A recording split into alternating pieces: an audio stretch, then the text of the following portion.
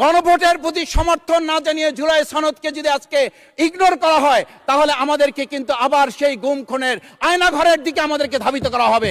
আমি মনে করি গণভোটের বিরোধিতা করার অর্থ হচ্ছে আমরা আয়নাঘরকে সমর্থন করতে চাই।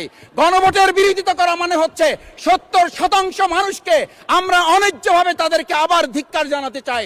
আমি এখানে স্পষ্ট বলতে চাই, আপনারা যেমন 51% সমর্থন নিয়েছেন, 70% প্রায় জনগণ কিন্তু গণবিপ্লবের গণভোটের পক্ষে তারা রায় দিয়েছে। আপনাদের চেয়ে সেই 51%-এর তুলনায় সেই 70% প্রায় গণভোটকে যদি আপনারা ইগনোর করেন, তাহলে আমি বলবো আমার বাউফল, আমার পটুয়াখালী শুধু নয়, গোটা বাংলাদেশ আবার জেগে উঠে এই গণভোটকে তারা কার্যকর করতে।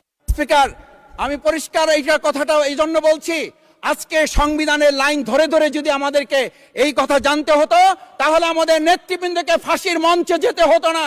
আমার মতো ছোট মানুষের কাছে সে সময় ডিজিএফআর কাছে প্রস্তাব এসেছিল, আপনারা কি চান, মন্ত্রিত্ব চান, দেশ পরিচালনা চান, সবকিছু দেওয়া হবে, শুধু শেখ হাসিনার নীতিতে আপনারা আসেন।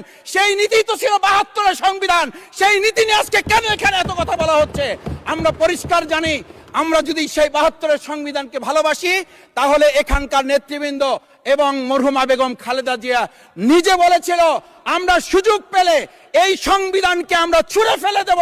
সেই সংবিধানের প্রতি আজকে বর্তমান সরকারি দলের কেন এত প্রেম জাগ্রত হয়েছে, এটা বাংলাদেশের মানুষের জানার অধিকার আছে। আমি আমার প্রিয় বাউফলের মানুষের প্রতি ভালোবাসা শ্রদ্ধা জানাই, যেই বাউফলবাসী আমার দাবি আদায়ের জন্য, আমার এলাকার মানুষের অধিকার আদায়ের জন্য এখানে দিয়েছে, আমি সেই অধিকার। আসসালামু আলাইকুম। মাননীয় স্পিকার, আপনাকে ধন্যবাদ। আজকে আমি মহান আল্লাহর দরবারে শুকরিয়া আদায় করি এবং আমার প্রিয় পটুয়াখালী 112 বাউফল 2 আসনের যারা নির্যাতন, নির্মম এবং হামলা মামলার শিকার হয়েও ভয়কে জয় করে ন্যায় এবং ইনসাফের প্রতীকে ভোট দিয়ে তারা আমাকে বিজয় করে এখানে কথা বলার সুযোগ করে দিয়েছে। মাননীয় স্পিকার, আপনি জানেন, আজকে আমরা যখন এখানে দাঁড়িয়ে কথা বলি, তখন আমাদেরকে এটা ভাবতে হচ্ছে যে আমরা কথা বলতে গিয়ে আবার বিগত 17 বছরের কোনো একটা বৈষম্যের মধ্যে পড়ে যাচ্ছি কিনা। কিন্তু আমাদেরকে এটা ভাবতে হচ্ছে, আমরা যখন এখানে দাঁড়িয়ে কথা বলছি, আমাদের কথা বলার সময় শহীদ শরীফ ওসমান হাদি ইনসাফের পক্ষে কথা বলার সময় বলেছিল, আমার প্রতি যে জুলুম করবে আমি তার সাথেও ইনসাফ করতে চাই।